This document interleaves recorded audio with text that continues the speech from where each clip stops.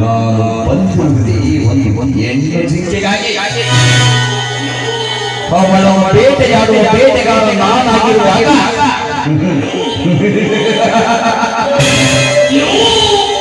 ನಾನು ಹಕ್ಕಿಯನ್ನು ಕುಕ್ಕಿ ಕುಕ್ಕಿ ತಿನ್ನಲೇಬೇಕು.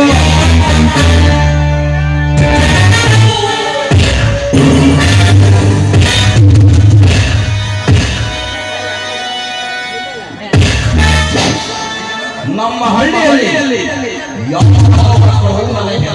ಮಾತನಾಡಿಲ್ಲ. ಹೋದರೆ ನನಗೆ ಬೇಕು ಓ ಮಹಾದೇವರ ಸಾಕುಮಗಳು ಅಂದಿರೆ.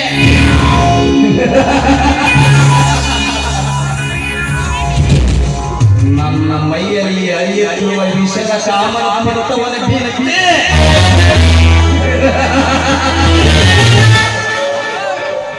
ಅವಳ ಬಳಕದಲ್ಲಿ ಬೆಳೆಯುವ ಪಿಂಡಕ್ಕೆ ನಾನೇ ಹಕ್ಕುಗಳಾಗಲೇಬೇಕು.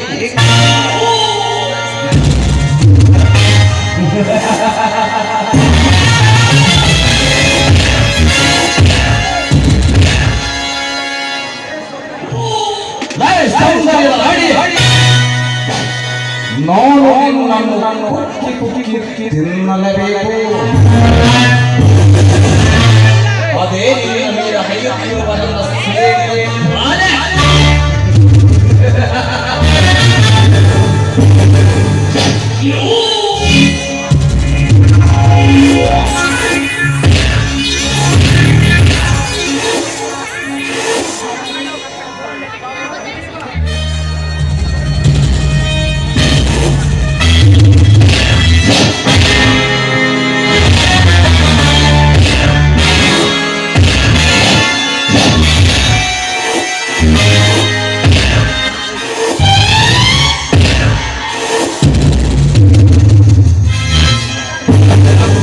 ಯಾಕೋ ಸಾಮ್ರಾಟ್ ಗಾಬರಿಯಿಂದ ಬಂದಿಯಲ್ಲ? ಯಾವಾಗ ಹಲ್ಲ ನಮ್ಮ ದಾರಿಗೆ ಅಡ್ಡ ಬಂದರೆ ನೋಡಿ ಸೊಸರೇ, ನನ್ನ ವ್ಯವಹಾರ ನನ್ನ ಮಗ ಶಂಕರ ನೋಡಬೇಡ. ನಾನು ಪೊಲೀಸರಿಗೆ ಒಪ್ಪಿಸ್ತೇನೆ ಅಂತಂದ ಪರಾಜಿಯಾಗಿ ಬಂದ್ಬಿಟ್ಟೆ.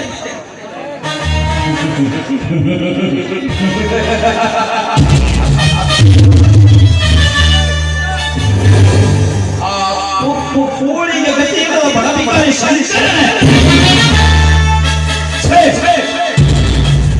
ಅಂತ ಬಡರಾಯಿಗೆ ಎಗರುವುದೇ? ನೋಡು ಸಾಮ್ರಾಟ್, ನೀನು ಯಾವ ನಾಯಿ ಎದರಬೇಕಾಗಿಲ್ಲ. ನಮಗೆ ಹೊಗಳುವ ನಾಯಿ ಕಚ್ಚುವುದಿಲ್ಲ. ಹೇಳಿದೆ ನೋಡಿ ಸಹೋದರರೇ, ಅವರಿಗೆ ನಾಟಕ ಮಾಡುತ್ತೇನೆ. ಕೊನೆಗೆ ಅವರನ್ನು ಇಂಚು ಇಂಚಾಗಿ ಕತ್ತರಿಸಿ ಬಿಡುತ್ತೇನೆ. ನಾನು ಎಲ್ಲಿ ಹುಟ್ಟಿದ್ದೇನೆ ನನಗೆ ಗೊತ್ತಿಲ್ಲ. ನಾನು ಅಂತ ಸಣ್ಣ ಬಟ್ಟೆ ಮಕ್ಕಳನ್ನು ನೋಡಿ ಎಲ್ಲಿದೆ. ನಾನು ಈ ಊರಿಗೆ ಬಂದಿರುವುದು ನನ್ನ ಸೇವೆಗಾಗಿ. ನಾನು ಅದಕ್ಕಾಗಿ ಕಾದುತ್ತಿರುವೆ. ಅದು ಯಾವ ಸೇರೋ ಸಾಮ್ರಾಟ್? ಆದರೆ ಅದನ್ನು ಈಗ ಬಯಸುವುದಿಲ್ಲ. ನನ್ನ ಸೇಡು ಬೆಳೆಯುವ ತನಕ ಯಾರಾದರೂ ಹೇಳುವುದಿಲ್ಲ. ಸಾಮ್ರಾಟ್,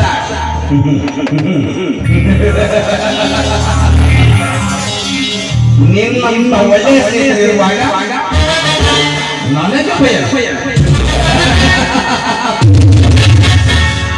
ನಿನ್ನಂತ ಸ್ನೇಹಿತರು ಪಡೆದ ನಾನೇ ಭಾಗ್ಯಶಾಲಿ. ನೋಡಿ ಸಹೋದರರೇ, ಯಾರು ಭಯಬೇಡಿ. ನೀವು ಯಾರು ಯಾರಿರಬೇಡಿ. ನೀವು ಬೆರಳು ಮಾಡಿ ತೋರಿಸಿದರೆ ಒಂದೇ ನಿಮಿಷದಲ್ಲಿ ತಂದು ನಿಲ್ಲಿಸುವೆ ನಿಮ್ಮ ಎದುರಿಗೆ.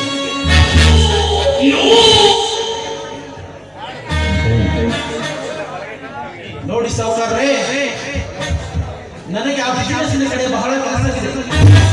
ನಾನಿನ್ನು ಬರುತ್ತೇನೆ. ಆಯ್ತು ಹೋಗಿ ಬಾ ಹೋದರೆ ಕೆಲಸದ ಕರೆ ಎಚ್ಚರದಿರಲಿ. ಆಯ್ತು ಸಾವುಕಾರರೇ, ನಾನಿನ್ನು ಬರುತ್ತೇನೆ.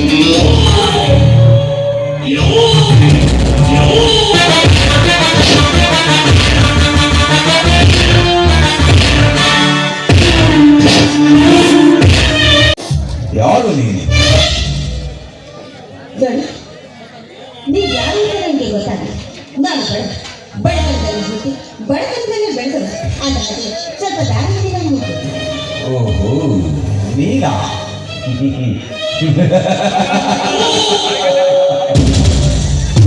ನಾನು ಯಾರೋ ಅಂತ ತಿಳಿದುಕೊಂಡು ಬಿಟ್ಟಿದ್ದೆ. ನಾನು ಕಾಯುತ್ತಿರುವುದೇ ನಿನಗಾಗಿ.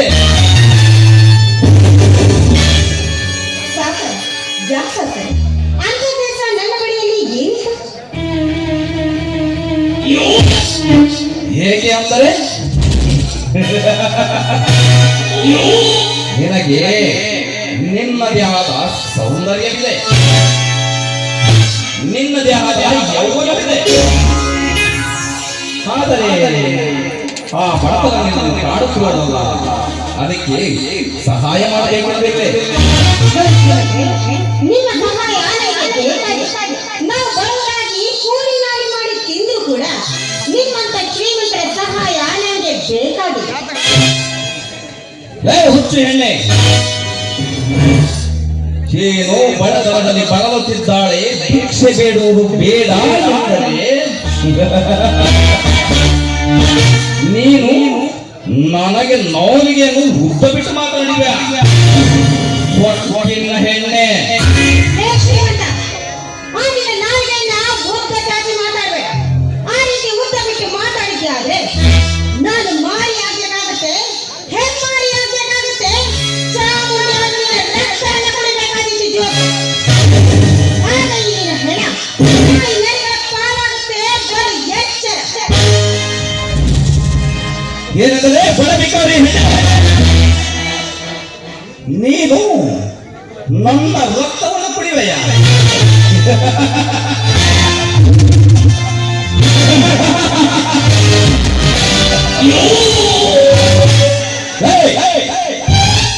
ಅದು ಈ ಜನ್ಮದಲ್ಲಿ ಸಾಧ್ಯವಿಲ್ಲದ ಮಾತು. ನಾನು ಮನಸ್ಸು ಮಾಡಿದೆ ಎಂದರೆ ನಿನ್ನ ನಿಂತ ಜಾಗದಲ್ಲಿ ಮಾನಭಂಗ ಮಾಡಿಬಿಡುತ್ತೇನೆ. ತಿಳಿಯುತ್ತೇನೆ, ಭಯ. ನೀನು ಗಂಡಸು ನಿಜ, ನಾನು ಹೆಣ್ಣೆ ಆಗಿರ್ಬೋದು, ಅಂತ ಧೈರ್ಯವನ್ನು ಮಾತ್ರ ಇಲ್ಲ ಕೊಡೋದು. ಈ ಹೆಣ್ಣಿನಿಂದಲೇ ಕುರುಕ್ಷೇತ್ರ ನಡೆದು ಹೋಗಿದ್ದು ಅಂತ ತಿಳಿಯದ ಮೂಢ ನೀನು.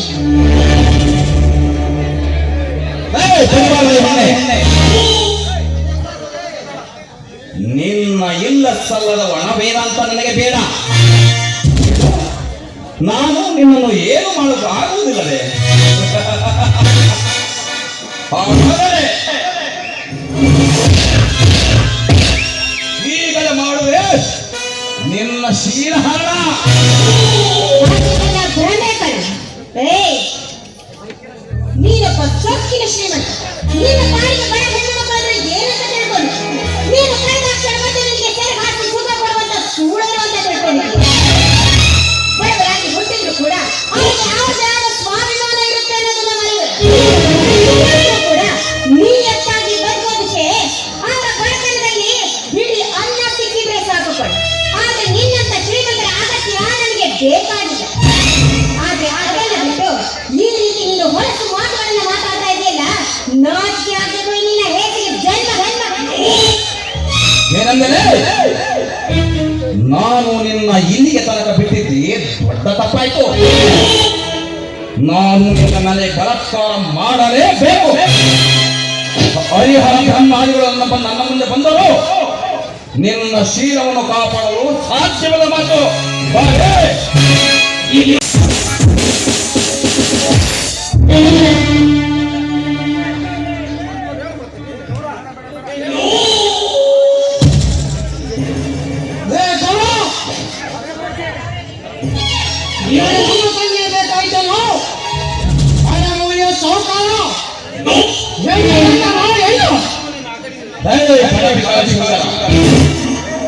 ನಮ್ಮ ಹಳ್ಳಿಯಲ್ಲಿ ನನ್ನ ಮೇಲೆ ಯಾರು ಕೈ ಮಾಡಿಲ್ಲ. ನನ್ನ ಮೇಲೆ ಕೈ ಮಾಡಿಸುವ ಕೋಪ ಬರುತ್ತದೆ. ಬನ್ನಿ. ನಾನು ಯಾವ ದೋಷದಲ್ಲಿ ಮಾತನಾಡಿ ತಪ್ಪು ಮಾಡಿದೆ, ನನ್ನನ್ನು ಕ್ಷಮಿಸಿ. ಲೇ ಶಂಕರ, ನನಗೆ ಪ್ರತಿತ್ವ ಪಡೆಯುವ ಪುಣ್ಯ. ನಿಂತ ಜಾಗದಾರೆ ನಿನ್ನ ತಂಗಿಯನ್ನು ಮಾನಭಂಗ ಮಾಡುತ್ತೇನೆ. ಅದೇನು ಮಾಡ್ಕೊಳ್ಳೋ.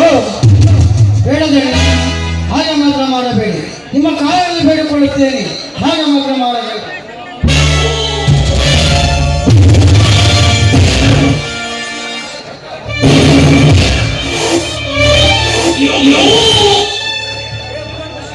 ಲೇ ಕಾರ್ಕೋನ, ಸವರ್ ಸವರಡ್ಡಿ, ಬುಲೆಟ್ ಮನುಷ್ಯ, ಎಲ್ಲೆಲ್ಲ ಎಲ್ಲ ಹಾಳು ಹಾಳು.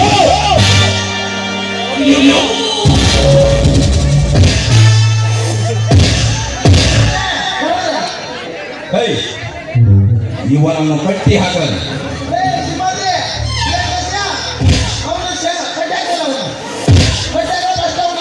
ಸ್ವಂತ ಇವರ ಅಣ್ಣನ ಎದುರಿಗೆ ಈ ಬಜಾರಿಯನ್ನು ಮಾನಭಂಗ ಮಾಡುತ್ತೇನೆ. ಅದೇನು ಮಾಡಿದ್ರು ಮಾಡ್ಕೊಳ್ಳಿ.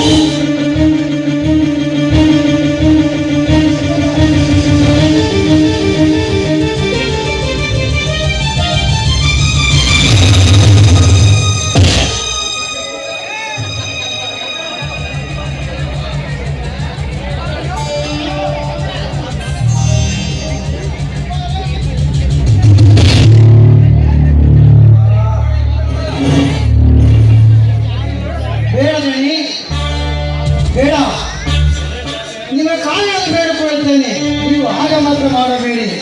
ಒಂದು ವೇಳೆ ನೀವು ನಮ್ಮ ತಂಗಿಯನ್ನು ಮಾನಭಂಗ ಮಾಡಿದರೆ ಅವಳಿಗೆ ಯಾರು ಬಿಟ್ಟು ಅವಳನ್ನು ಮದುವೆಯಾಗಲು ಯಾರು ಮುಂದೆ ಬರುವುದಿಲ್ಲ. ಬೇಕಾದರೆ ನಿಮ್ಮ ಕಾಯವನ್ನು ಬೇಡಿಕೊಳ್ಳುತ್ತೇನೆ ಹೇಳಿ, ನೀವು ಮಾತ್ರ ನನ್ನ ತಂಗಿಯ ಮಾನಭಂಗ ಮಾತ್ರ ಮಾಡಬೇಡಿ. ಕಾಡ್ಕೊಳ್ಳೇ, ನೀವು ಅದನ್ನು ಹೇಳಿ.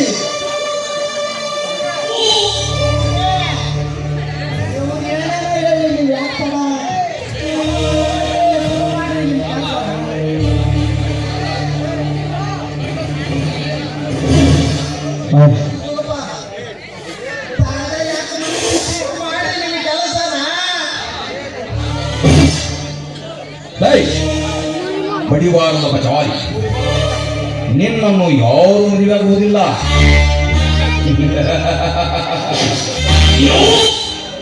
ನಿನ್ನನ್ನು ನಾನು ಮದುವೆಯಾಗುತ್ತೇನೆ. ಆದರೆ ನಾನೇನು ನಿನ್ನ ಕೊನೆಯ ತನಕ ಗಂಡನಲ್ಲ. ಈಗಿನ ಕಾಮದ ಪಿತ್ತವನ್ನು ತೀರಿಸಿಕೊಳ್ಳೋದಕ್ಕೋಸ್ಕರ ನಾನು ನಿನ್ನ ಗಂಡ. ಆ ನಂತರ ನೀನು ಯಾರಿಗಾದರೂ ಸೆರಗುವ ಸೂಳೆ ಎಂದು ಊರಿನಲ್ಲಿ ಕೇಕೆ ಹಾಕಿ ನಗಬೇಕು. ಒಂದು ಹೆಣ್ಣಿಗೆ ಸೂಳೆ ಕಟ್ಟವನ್ನ ಕಟ್ಟಕ್ಕೆ ಇಷ್ಟೊಂದು ಹಕ್ಕಿಸ್ತಾ ಇದೆಯಲ್ಲ. ನೀನು ಇಷ್ಟು ದೊಡ್ಡ ಶ್ರೀಮಂತ ಆಶ್ರಮವನ್ನು ಆಸೆ ನಿಂತಿದ್ಯೋ, ನಿನ್ನ ಆಸ್ಪತ್ರೆಗೆ ನಿನ್ನ ಬೀದಿ ಕಳಿಸಿ ಸೂಳೆ ನರಕೆಯನ್ನು ಮಾಡ್ತು. ಆಗ ಅವರು ತಂದ ಹಣದಿಂದ ಮತ್ತಷ್ಟು ದೊಡ್ಡ ಶ್ರೀಮಂತನಾಗಬಹುದು ನೀನು. ಕೈಯಾಳಿ ಅಂತೆ.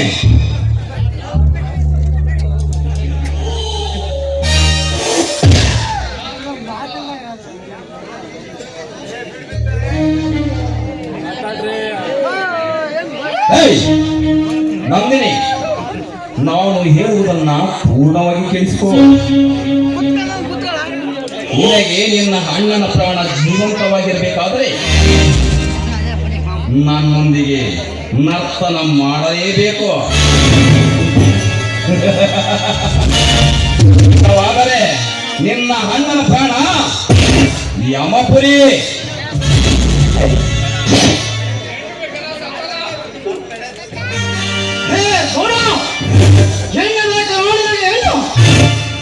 ಮನೆ ಮುರಿಯುವ ಸಾಹುಕಾರ, ನೀನು ಶ್ರೀಮಂತನೇ ಇರಬಹುದು, ಅದು ನಿನ್ನ ಮನೆಗೆ ಮಾತ್ರವೇ ಗೌಡ. ನನ್ನಿಂದಾಗಿ ನಿನ್ನ ಜೀವ ಕಳ್ಕೊಡೋದಾದ್ರೆ ಮತ್ತೊಂದು ಮಾತ್ರ ಬೇಡ. ಅವಳು ಎಷ್ಟು ನನ್ನ ಮರ್ತಿಸ್ಬೇಕು ಅಷ್ಟೇ.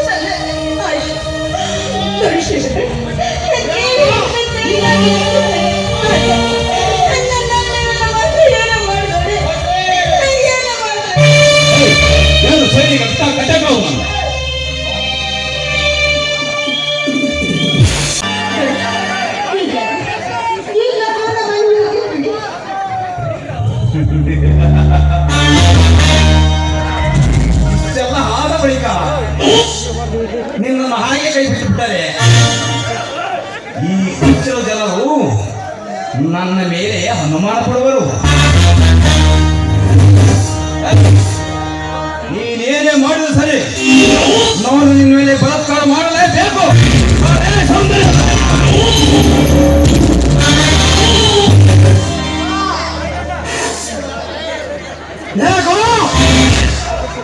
ಹೆಣ್ಣು ಬೇಕೇನೋ ಹೆಣ್ಣು? ಹೇ ಗೌಡ, ನೀನು ಹುಟ್ಟಬೇಕಾದರೆ ಒಂದು ಆಧಾರ ಕೊಟ್ಟಿದ್ದವನಲ್ಲ, ನೂರು ಆಧಾರ ಕೊಟ್ಟಿರಬೇಕು. ಅನ್ಯಾಯವಾಗಿ ನಮ್ಮ ತಂಗಿಯ ಮೇಲೆ ಶ್ರೀನಾಮ ಮಾಡೋ ಪ್ರಯತ್ನ ಮಾಡಿದೆಯಲ್ಲ ಮಗನೇ, ನಿನ್ನ ಕಾಮನ ಪಿತ್ತ ಮೈಯಲ್ಲಿ ಹರಿಯುತ್ತಿರುವಾಗ ನಿನ್ನ ಅಕ್ಕ ತಂಗಿಯರು ಎಲ್ಲಿಗೆ ಬರಲಿಲ್ಲವೇನೋ?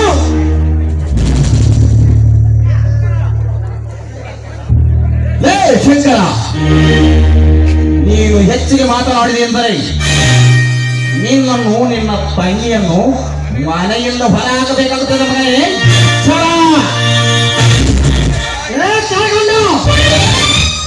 ನಿನಗೆ ಕಾಲಿಗೆ ಬಿದ್ದು ಬೇಡಿಕೊಂಡರೂ ಕರುಣೆ ಬರಲಿಲ್ಲವೇನೋ?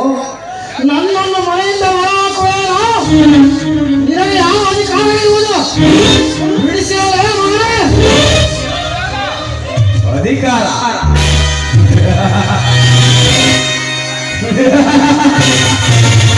ಅಧಿಕಾರ ಅಧಿಕಾರ ನನಗೆ ಏಕಿಲ್ಲವಂತ ಮನೆಗೆ ಹೋಗಿ ನಿಮ್ಮ ತಂದೆಯನ್ನು ಹೇಳು. ಅಧಿಕಾರ ಏಕೆ ಇಲ್ಲವಂತ ಹೇಳಿ. ಯಾಕಂದ್ರೆ ಬಂಡಿ ಮಗನೇ, ನಮ್ಮ ತಂದೆಯ ವಿಚಾರಕ್ಕೆ ಬಂದಿದೆಯಲ್ಲ, ನನ್ನ ಮನೆ ವಿಚಾರ ನೀನೇನು ಒಪ್ಪರಿಯುವುದಿಲ್ಲ. ಇಲ್ಲವಾದರೆ ನಿನಗೆ ಯಾವ ಅಧಿಕಾರ ಇರುವುದು? ಬಿಡಿಸಿದರೆ ಶಂಕರಪ್ಪ ಮಂಗ್ರಪ್ಪ, ನಿಮ್ಮ ತಂದೆ ಈಗ 2 ವರ್ಷದಿಂದ 50,000 ದುಡ್ಡು ತಗೊಂಡ. ಆ 50,000 ಬಡ್ಡಿ ಗಿಡ್ಡಿ ಎಲ್ಲ ಸೇರಿ 60,000 ಆಗಿದ್ರಪ್ಪ. ಕಟ್ಟಪ್ಪ ಇರುವಂತೆ ಏನಂದರೆ ಬಿಟ್ಟಿ ಅಂತೆ ಚಿನ್ನ ನಾಯಿ ಒಂದಕ್ಕೆ 2 ಬಡ್ಡಿ ಹಚ್ಚಿದೆಯ? ನೀ ನಿನ್ನ ಹಲಕಾನ ನಮಗ ನಿನ್ನ ಹೆಂಡತಿಯಲ್ಲಿ ಆಡಬಿಟ್ಟಿದ ರೊಕ್ಕದ ವೇಷ ಧರಿಸಿದ ಕಾಕೋಣ ಹೋಗಿ ಹೋಗಿ ಇಂಥ ಯಾಕ ಮಾಡಿದ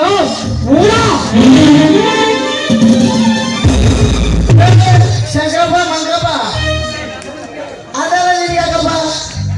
ನಮ್ಮ ಗೌಡನ ಹೆಂಡತಿ ಲಾಡಿ ಬಿಚ್ಚೋದು ಬೇಡ, ನನ್ನ ಹೆಂಡತಿ ಲಾಡಿ ಬಿಚ್ಚೋದು ಬೇಡ. ದುಡ್ಡು ಬಡ್ಡಿ ಕಟ್ಟಿ ನಿಮ್ಮ ಲಾಡಿದೆ ನೀನು ಹೊಡೆದಾಡ ಮಾಡಿ ಕೂಡ ಪಾರ್ಟಿ ನಾನೇ ಮಾಡ್ಯಾರ. ದುಡ್ಡು ಬಡ್ಡಿ ಕಟ್ಟ ಮಾಡ್ತಾರೆ ಶಂಕರ ಮಂಕರ.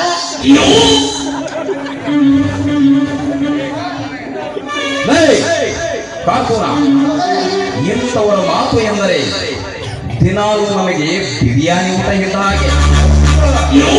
ಇಂಥ ಕೆಲಸದ ಭಾಗ ನನ್ನ ಮಕ್ಕಳ ಜೊತೆ ನಮ್ದೇನ ಮಾತು. ಬಾರೋ ಕೋಣ ಕೈ ಹೋಗಿ ಬರೋಣ. ಹೋಗೋಣ. ಇಂಥ ನನ್ನ ಮಕ್ಕಳು ನಮ್ದೇ ಮಾತು. ಲೇ ಶಂಕರ, ಸುದ್ದಿ ಹೊಡೆದು ದುಡ್ಡು ಬಡ್ಡಿ ಕಟ್ಟಲ್ಲ ನಿಮ್ಮ ತಂಗಿ.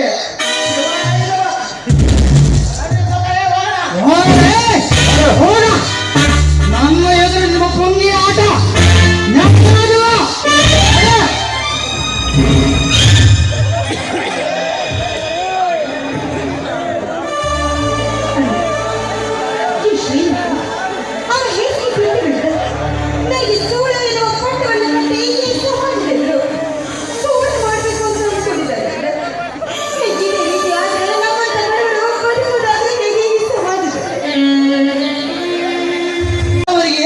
ಇಷ್ಟೊಂದು ಕಷ್ಟ ಕೊಡುತ್ತಿರುವೆ ತಂದೆ. ಬಡವರು ಬಡವರಾಗಿಯೇ ಇದ್ದಾರೆ ಹೊರತು ಶ್ರೀಮಂತರು ಶ್ರೀಮಂತರಾಗಿದ್ದಾರೆ ತಂದೆ. ಬಡವರು ತಮ್ಮ ಕಣ್ಣೀರಿನಿಂದ ನಿತ್ಯನಿಗೆ ಪೂಜೆ ಮಾಡಿದರೆ ಅದಕ್ಕೆ ತಪ್ಪ ತಂದೆ. ಅದೇ ಶ್ರೀಮಂತರು ಒಂದೇ ಒಂದು ಬಾರಿ ಕಣ್ಣೀರು ಹಾಕಿದರೆ ನೀನು ಕಣ್ಣು ತೆರೆದು ನೋಡ್ತೀಯ. ಇದು ನಿನಗೆ ನ್ಯಾಯ ತಂದೆ?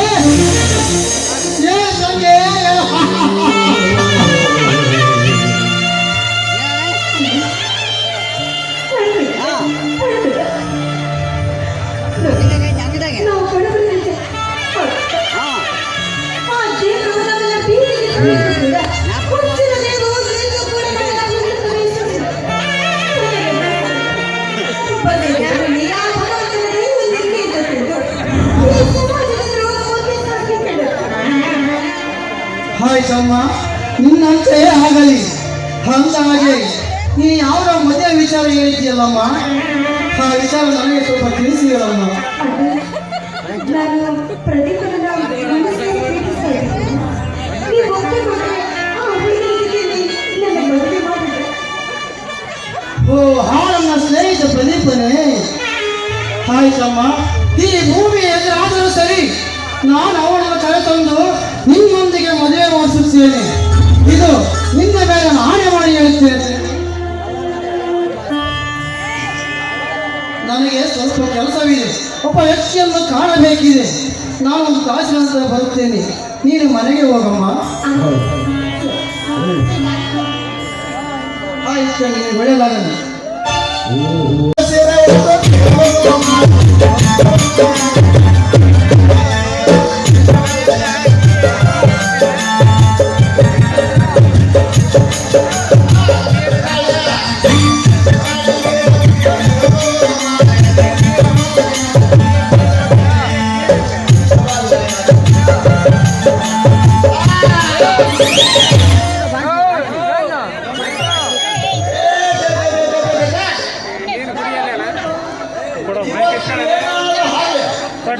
ನಾನು ಮಾತ್ರ ಹುಡುಗಿನ ಹತ್ರ ನೋಡ್ರಿ ಇಡೀ ಸುತ್ತಮುತ್ತ ಹಳ್ಳಿಯಾಗ ಎಲ್ಲರಿಗೂ ಬೆಲ್ಲ ಕೌಸಳ ಅಂತ ಹಂಗ ನಾನು ಬೆಲ್ಲ ಕೇಳಿದ್ರೆ ನಮ್ಮ ಮೈ ಮೇಲೆ ಬಂದೇ ಬಿಡ್ತಾಳ.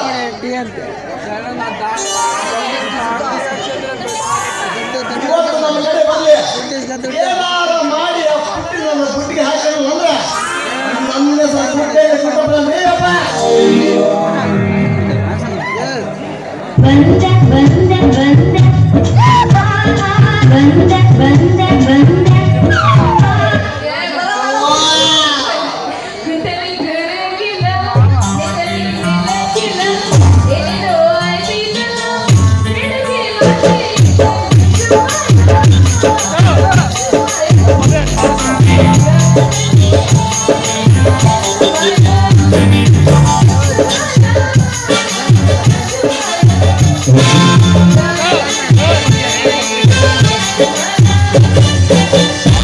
ಚಳಿ ಚಳಿ ತಾಳು ಈ ಚಳಿಯ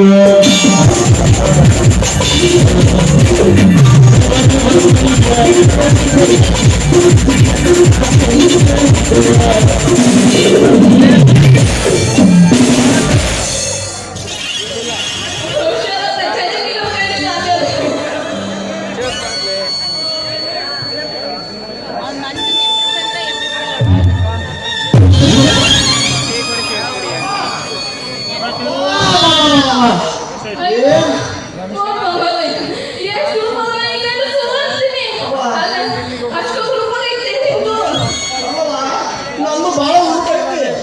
ನೀವು ಹೊಡಿಯಾಕರ ಹೊಡಿದಲ್ಲ ಹೊಡೆಯಲ್ಲ, ಇನ್ನೂ ಸ್ವಲ್ಪ ಜೋರ ಹುಡುಗಿದ್ರೆ ನನಗೂ ಆನಂದ ಆಗ್ತಿತ್ತು, ನಿನಗೂ ಆನಂದ ಆಗ್ತಿತ್ತು.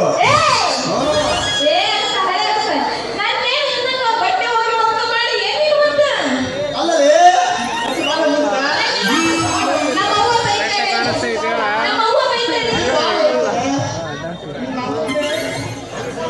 ನಮ್ಮನ್ನೇ ಅಗಸ ಅಗಸ ಅಂತೀಯಲ್ಲ, ಎಷ್ಟು ಗೊಬ್ಬನಾದ ಪಟ್ಟಣ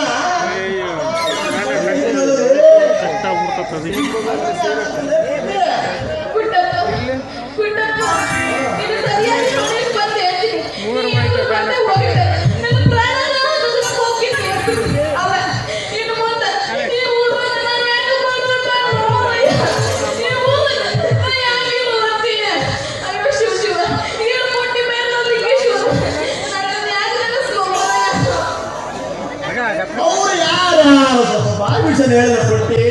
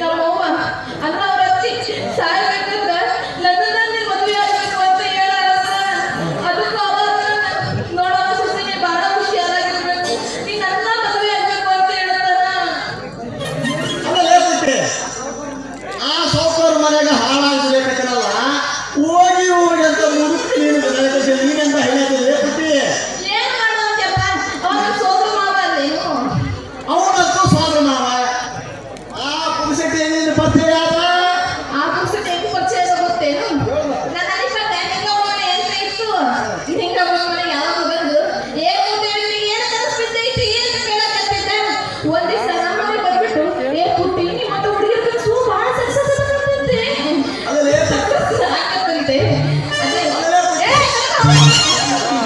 ಏನ್ ಕನಸ್ಬಿದ್ದೈತಿ ಹೇಳಬೇ ಅಂತ ಅವತ್ತಿಂದ ಇವತ್ತು ನಮಗೆ ತಲೆ ಸಿಗ್ಬೇಕು ಅಂತ ನಾನು ಅಂತೀನಿ ಅದಕ್ಕೆ ನೀನಂತ ಹೇಳಿದ್ರೆ ಬಿಟ್ಟಿ ನಾನು ಯಾವಾಗ ಗೊತ್ತೇನು ಒಂದ್ ದಿವಸ ನಾನು ಮನೆಯಾಗ ಮಲ್ಕೊಂಡಿರ್ಬೇಕಾದ್ರೆ ನನ್ನ ಕನಸಿನಾಗ ಕೋಳಿಗಳು ಜಗಳ ಆಡ್ತಿದ್ವು ಅದ್ರಾಗ ಒಂದು ಕೋಳಿ ಕಾಲು ಮುರ್ಕೊಂಡು ಹೋಗ್ಬಿಡ್ತು ಅಂತೀನಿ ಅವಾಗ ಏನಾದ್ರು ಗೊತ್ತೇನು ಆ ವಿಷಯನ ಅವನಿಗೆ ಹೇಳುತ್ತೇನು ಅವನೇನಾದ್ರು ಗೊತ್ತೇನು ಇವತ್ತು ರಾತ್ರಿ ಆ ಕೋಳಿ ಒಂದಾಗ್ತದೆ ಹೋದ್ರ ಅವತ್ತಿಂದ ಇವತ್ತಿನವರೆಗೂ ಅದನ್ನ ಕೇಳಕ್ಕ ಒಂದಾತ ಅಂತ ಹೇಳಿ ಅಲ್ಲೇ ಬಿಟ್ಟಿ ನೀನೇನಾದ್ರು ಆ ನನ್ನ ಅಕ್ಕಮ್ಮ ನನ್ನ ಮಗ ಏನಾಗ್ತದೆ ಏನ್ ನೋಡ್ಬಿಡ್ರಿ ನಾನೇ ಜಾತಕಕ್ಕೆ ಹೊಡಿಕೊಂಡ್ಲಿ ಅಂತೀನಿ ಅದು ಆ ಪೂಸಿಗೆ ನಾನು ಹೇಳ್ಕೊಂಡು ಅವಯ್ಯ ನಾನೇನಾಯ್ತು ನಾವು ಬೆಲ್ಲ ಹಾಕಿ ಹೋಗ ಕೊಡೋದು ಅಂತೀನಿ ಅದೇ ಬಿಟ್ಟಿ ನೀನು ಮಾರಕತ್ತಿಯಲ್ಲ ಆ ಬೆಲ್ಲ ಕೊಡು ಅಕಸ್ಮಾತ್ ಏನಾದ್ರು ಈ ಬೆಲ್ಲ ಕೊಡ್ರಿ ಅಂತ ನಾನು ಸುಮ್ಮನೆ ಮಗ ನೋಡು ಮತ್ತ ಯಾಕಪ್ಪ ನಿನಗೆ ಯಾಕೆ ಜ್ವರ ಬರ್ಬೇಕಾಗ್ತದೆ ಹೇಳ್ತೀನಿ ಅದೆಲ್ಲ ಮರಯ್ಯ ನಾನೇ ಹೋಗಿದ್ದು ನನ್ನ ಬೆಲ್ಲ ಕೊಟ್ಟು ಹೇಳ್ತೀನಿ ನಾನೇನಾಯ್ತು ಮಾರಕತ್ತಿರೋ ಬೆಲ್ಲ ಕೊಡೋಣ ಅಂತ ನನಗೆ ಯಾರು ಇಷ್ಟ ಆಗ್ತಾರೆ ಹೋಗಿ ಮಾತಾಡೋದು ಲೇ ಬಿಟ್ಟಿ ನೀನು ಮಾರಕತ್ತಿಯಲ್ಲ ಆ ಬೆಲ್ಲ ಕೊಡು ಅಕಸ್ಮಾತ್ ಈ ಬೆಲ್ಲ ಮಾತ್ರ ಯಾರು ಕರ್ಕೊಂಡು ಬಂದೋಣ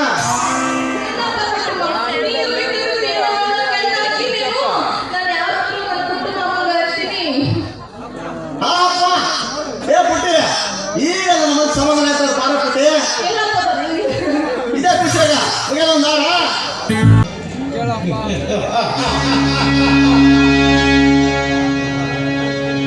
ನಾನು ಈಗ ತಂದಿದ್ದೇನೆ ಕೋಟಿ ಕೋಟಿ ಹಣ ಆ ಕೋಟಿ ಹಣ ನನಗೆ ಬೇಡ ನನಗೆ ಬೇಕು ಆ ಕೀರ್ತಿ ಅವಳೇ ನನ್ನ ಲವ್ವ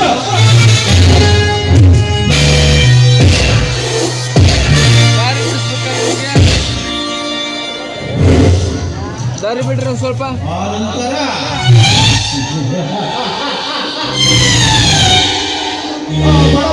ಶೀಲವತಿ ನಂದಿನ ಅವಳ ಮೇಲೆ ನಾವು ಕಾಮದಾಟ ಮಾಡಿ ಅವಳನ್ನು ಸೂಡೆ ಎಂಬ ಸೂಳೆಯ ಪಟ್ಟಕ್ಕೆ ತಳ್ಳಲೇಬೇಕು.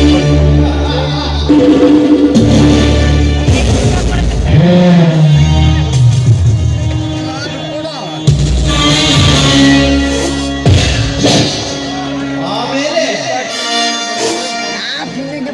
ಆ ಗೌಡನ ಕೊಲೆ ನಾನು ಇಷ್ಟೆಲ್ಲ ಹೋರಾಡಿದ್ದೆ ಅವನ ಕೊಲೆಗಾಗಿ ಅವನನ್ನು ಕೊಲೆ ಮಾಡಿ ಆ ಕೀರ್ತಿಯನ್ನು ಪ್ರತಾಪದಿಂದ ಬಿಡಿಸಿ ನಾನು ಅವನ ಮನೆಯಲ್ಲಿ ಶ್ರೀಮಂತಿಯನ್ನು ಹೇಳಲೇಬೇಕು. ಅದೇ ನನ್ನ ಛಲ.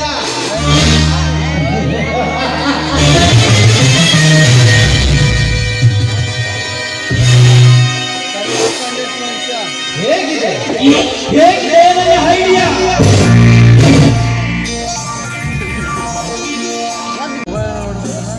ಹಲೋ ಕೀರ್ತಿ. ಏ ಕೀರ್ತಿ, ಎಲ್ಲಿಯವರೆಗೂ ನಿಂತಿದೆ ಆ ಮಹಾದೇವನ ಸಂಸಾರದ ನಾಟಕ? ಅವರ ವಂಶ ಸಂಸಾರ ನಿರ್ವಂಶ ಮಾಡಲು ಇನ್ನೇನು ಹತ್ತಿರ ಬಂದಿಲ್ಲ. ಆದ್ರೆ ನನಗೆ ಯಾಕೋ ಒಂದು ಸಂಶಯ ಬರ್ತಾ ಇದೆ. ಅದು ಯಾವ ಸಂಶಯ ಹೇಳು ಕೀರ್ತಿ. ನೋಡು ಸಾಮ್ರಾಟ್, ನಾನು ಏನೇ ಮಾಡಿದರೂ ಅಷ್ಟೇ ಆ ಪ್ರತಾಪ್ ಅವರ ತಮ್ಮ ಮತ್ತು ತಂಗಿಯನ್ನು ಬಿಟ್ಕೊಡ್ತಾ ಇಲ್ಲ. ಅದಕ್ಕೆ ಏನ್ ಪ್ಲಾನ್ ಮಾಡ್ಬೇಕು ಅಂತಾನೆ ಗೊತ್ತಾಗ್ತಾ ಇಲ್ಲ ನನಗೆ. ನಿನಗಿನ್ನೂ ತಿಳಿಯಲಿಲ್ಲ. ನೋಡು ಕೀರ್ತಿ, ನೀನು ಆ ಪ್ರತಾಪನನ್ನು ಪ್ರೀತಿ ಮಾಡುತ್ತಿರುವೆ ಅಲ್ಲವೇ? ನೀನು ಅವನನ್ನು ಪ್ರೀತಿ ಮಾಡುತ್ತಲೇ ಆ ಶಂಕರನ ಮೇಲೆ ಅಪವಾದ ಹೊರಿಸು. ಆಗ ನೋಡು ಅವನ ಮನೆಯಲ್ಲಿ ಹೇಗೆ ಬೆಂಕಿ ಹತ್ತಿ ಉರಿಯುತ್ತದೆ ಎಂದು.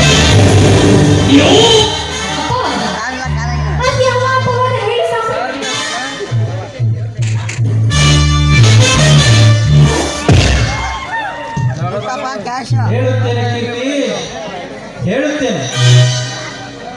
ಆ ಶಂಕರನನ್ನು ಯಾವುದೋ ಕೆಲಸವಿದೆ ಎಂದು ಮನೆಯಲ್ಲಿ ಉಳಿಸಿಕೊ. ಆಗ ನಿನ್ನ ಗಂಡನನ್ನು ಬೇಟೆಗೆ ಕಳಿಸು.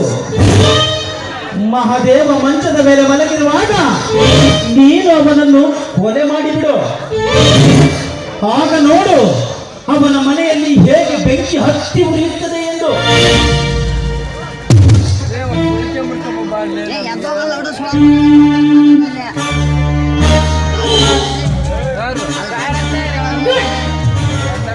ವೆರಿ ಗುಡ್ ಸಾಮ್ರಾಟ್. ನಿಜವಾಗ್ಲೂ ನೀನು ಹೇಳಿದ ಹಾಗೆ ಮಾಡ್ತೀನಿ.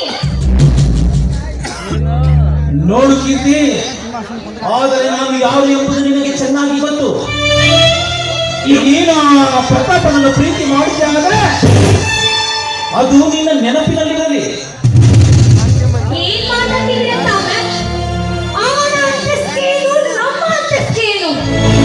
ಅವನೊಬ್ಬ ಬಡ ಭಿಕಾರಿ. ಅವನನ್ನು ನಾನು ಪ್ರೀತಿ ಮಾಡುವುದೇ? ಛೇ ಛೇ, ಎಂದಿದ್ದರೂ ನೀನೇ ನನ್ನ ಪ್ರಿಯತಮ. ಹೇ ಕೀರ್ತಿ, ಈಗ ನೀನು ಮಾಡುತ್ತಿರುವುದು ಅವರ ಸಂಸಾರ ವಂಶ ನಿರ್ವಂಶ ಮಾಡಲು ಅಂತ ಹೆಮ್ಮಾರಿರೋನು. ನೀನು ಬರೀ ಹೆಮ್ಮಾರಿ ಅಲ್ಲ, ಮಾಯದ ಮಾಟಗಾರ್ತಿ ಆಗಲೇಬೇಕು.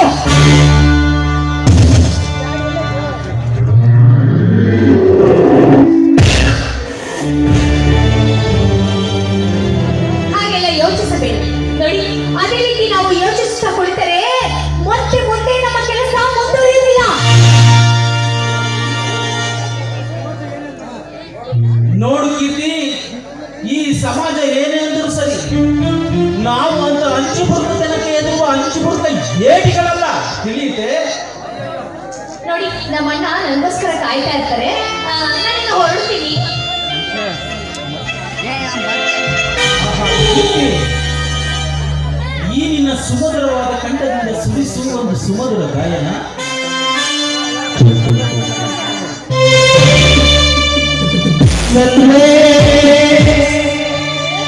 ನಿನ್ನ ಪಾವದೆ